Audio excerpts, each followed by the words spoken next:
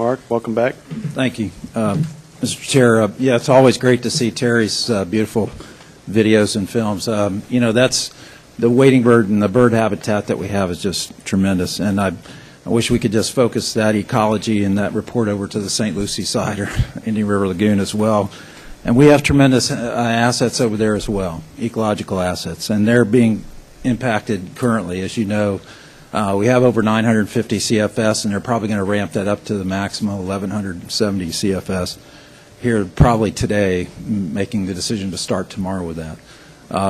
Those discharges, because the lake is filling up so fast, and I understand the local rainfall. We had that one day with a tremendous amount of rainfall, and the local basins do contribute, but the discharges from Lake Okeechobee continue to drop those salinities at the middle estuary of Roosevelt Bridge, which normally are about 20 to 25 parts per thousand, are now down to 6 parts per thousand. And if it stays that low for now 2 weeks and going into another 2 weeks, it's going to really devastate the oyster spawning. Terry alluded to that, and that oyster spawn is critical that's coming up, not only for the natural spawn and habitat in the oysters, but also the restoration projects that we're trying to do.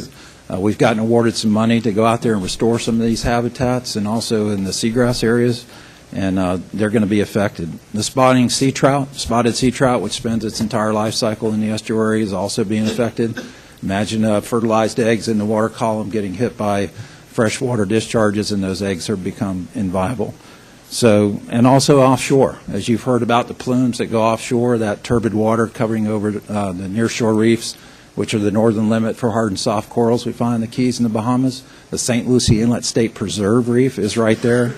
The Oculina banks and other reefs that are there that are critical habitat that have been designated. I don't know how many more designations we really need to make. Aquatic preserves, all these designations for fish and wildlife critical habitat, and yet we continue to devastate them with just, oh, well, there's no hydrologic constraints going out to St. Lucie or Caloosahatchee, so that's where we got to put the water.